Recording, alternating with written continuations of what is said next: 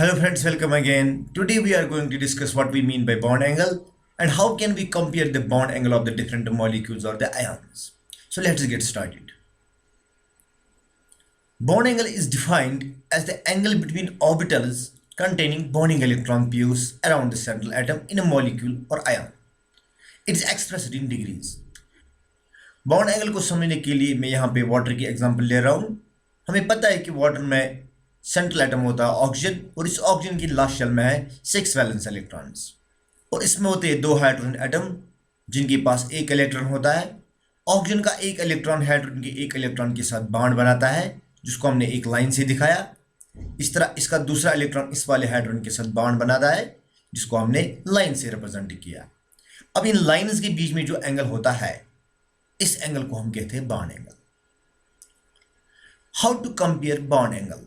अगर आपको बहुत सारे मॉलिक्यूल्स दिए हैं और आपसे पूछा जाता है इनका बॉन्ड एंगल कंपेयर करिए तो बॉन्ड एंगल को कंपेयर करने के लिए मैं आपको यहाँ पे 4 स्टेप्स बताना चाहता हूँ जिन 4 स्टेप्स को आप सीक्वेंशियली याद रखेंगे और हम किसी भी मॉलिक्यूल किसी भी आयन का बॉन्ड एंगल कंपेयर कर सकते हैं.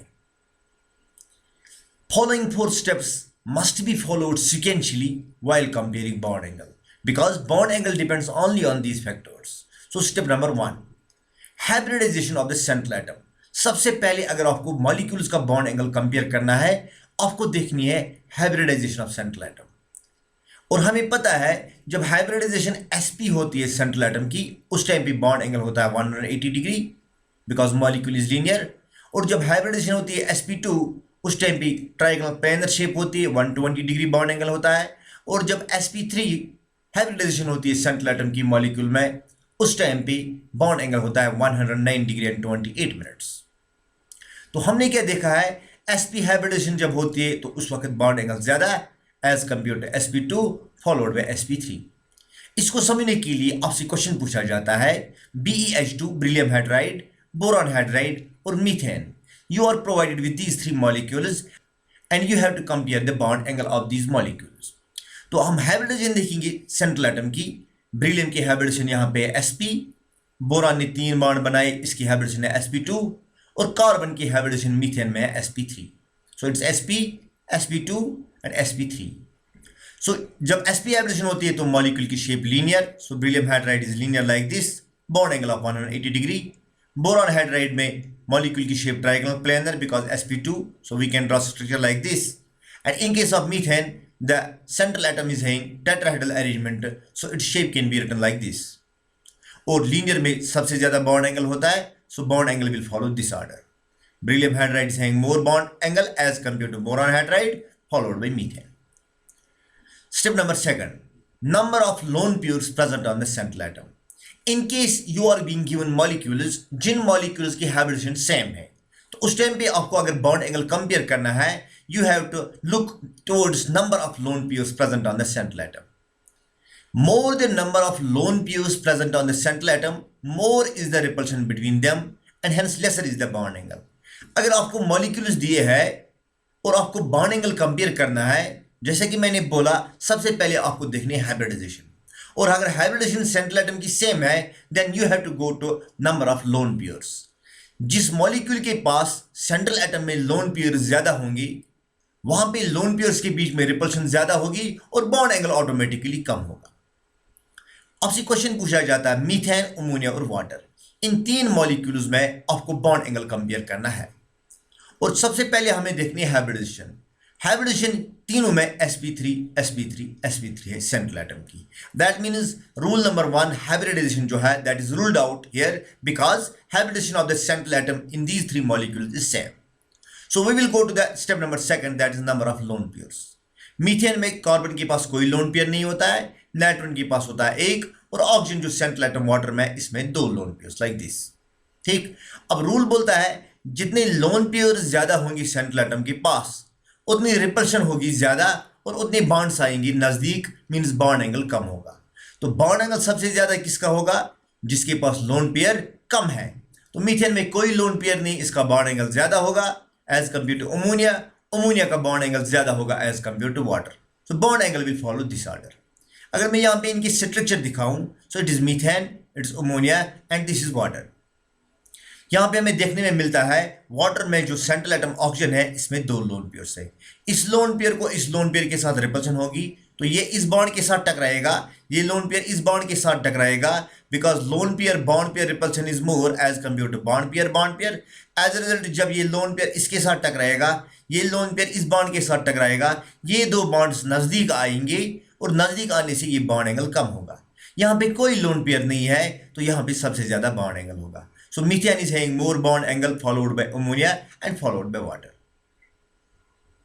Electronegativity of the central atom. This is rule number third, or we can say step number third. If you are being given molecules which have same hybridization on central atom, which have same number of the lone pairs, then the third factor, that is electronegativity of the central atom. On the basis of electronegativity of the central atom, you can compare bond angles. Rule क्या बोलता है? Bond angle varies directly with the electronegativity of the central atom. मतलब अगर आपके पास molecules दिए गए हैं जिन molecules की हाइब्रिडेशन भी सेम है, number of lone pairs on central atom same है, तो आपको देखना है जिस मॉलिक्यूल में सेंट्रल एटम की इलेक्ट्रोनेगेटिविटी ज्यादा है उसी मॉलिक्यूल का बॉन्ड एंगल भी ज्यादा होगा। रीजन क्या है? Because with increase in electronegativity of central atom, the central atom attracts the lone pairs of electrons more tightly and magnitude of the repulsion decreases, therefore bond angle increases. इसको समझने के लिए आपसे क्वेश्चन पूछा जाता है, आपको चार मॉलिक्यूल्स दिए हैं और इन चार मॉलिक्यूल्स का आपको बॉन्ड एंगल कंपेयर करना है, ammonia, phosphine, arsine and bismuthine. These are the hydrides of the nitrogen family. Okay, first of all we will look toward the hybridization which is same, that is sp3 in all these molecules.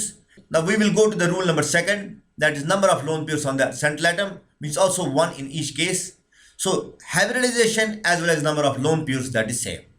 So we have to move towards rule number third, that is electronegativity of the central atom. जिस central atom की electronegativity ज्यादा है उसी का bond angle भी ज्यादा होगा, because bond angle varies directly with the electronegativity of the central atom.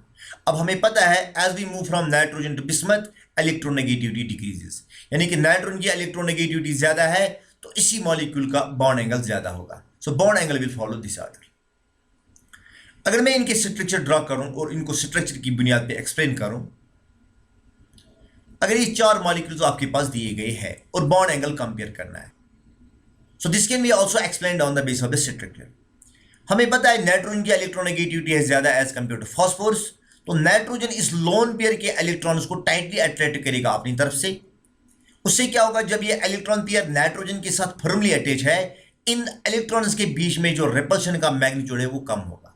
जब रिपल्शन कम होगी तो ये इलेक्ट्रॉन जब इस बॉन्ड के साथ टकराएगा या ये इलेक्ट्रॉन जब इस बॉन्ड के साथ टकराएगा, मैग्नीट्यूड ऑफ रिपल्शन जो है वो कम होगा, और जब रिपल्शन कम होगी तो ये बॉन्ड एंगल बढ़ेगा. मींस अमोनिया का बॉन्ड एंगल ज्यादा है as compare to PH3 followed by ASH3 and so on. And last factor on which bond angle depends, that is electronegativity of the peripheral atoms. तो this is the last rule. जब भी आपको bond angle compare करना है, ये चार rules आपको step wise sequentially follow करने हैं. फिर से बता रहा हूं, rule number 1 is hybridisation of central atom, rule number 2 that is number of lone pairs on central atom, rule number 3 क्या है, that is electronegativity of the central atom.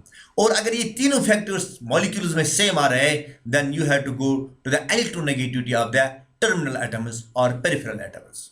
Rule क्या बोलता है, bond angle varies inversely with the electronegativity of the peripheral atom, यानी कि जिस peripheral atom की electronegativity ज्यादा है उस मॉलिक्यूल का बॉन्ड एंगल कम है. रीजन क्या है इसके पीछे?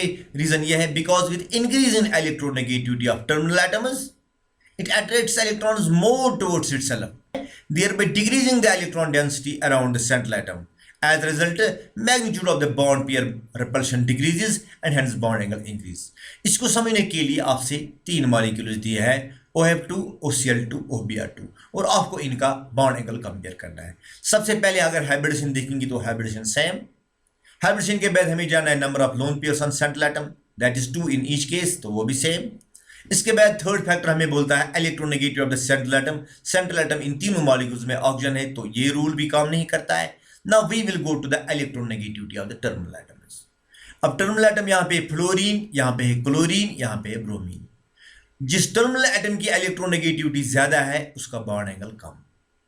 क्योंकि इलेक्ट्रोनेगेटिविटी फ्लोरीन की ज्यादा है, मींस इस मॉलिक्यूल का बॉन्ड एंगल कम। तो सबसे ज्यादा बॉन्ड एंगल किसका होगा? OBr2 followed by OCl2 and followed by OF2। So this is the bond angle order. अगर मैं इनके स्ट्रक्चर ड्रा करूं और एक्सप्लेन करूं on the base of structure, तो हमें क्या देखने में मिलता है? क्योंकि number of lone pair central atom पे सेम है। ओके, तो जो पेरिफेरल एटम्स है दे आर डिफरेंट, जो टर्मिनल एटम्स है वो डिफरेंट है। यहाँ पे फ्लोरीन, यहाँ पे क्लोरीन और इस मॉलिक्यूल में है ब्रोमीन। हमें पता है कि फ्लोरीन की इलेक्ट्रोनेगेटिविटी ज्यादा है as compare to chlorine and bromine.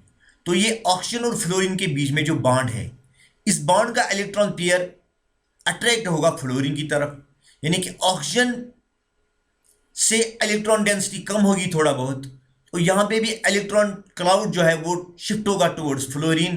As a result इस बॉन्ड और इस बॉन्ड के बीच में रिपल्शन कम होगी, because electron has been drifted, electron has been shifted towards terminal atoms.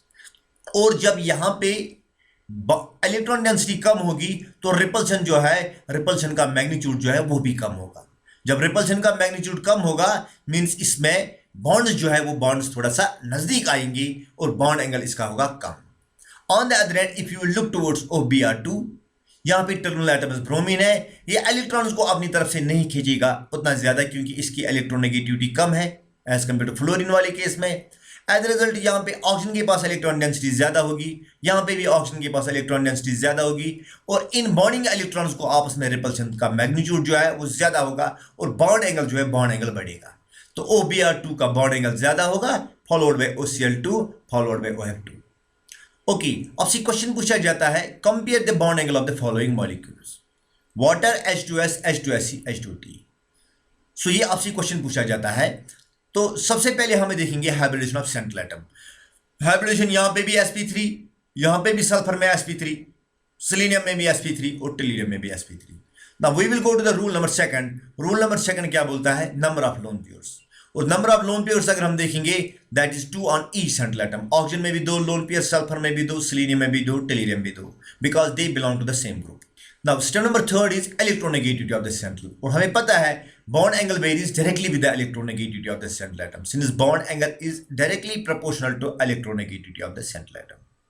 अब इलेक्ट्रोनेगेटिविटी किसकी ज्यादा है? Oxygen followed by sulphur, selenium and then tellurium. Means water में बॉन्ड एंगल सबसे ज्यादा होगा followed by H2S, H2SC and then H2T। So this is the order of the bond angle. So thanks for watching this video.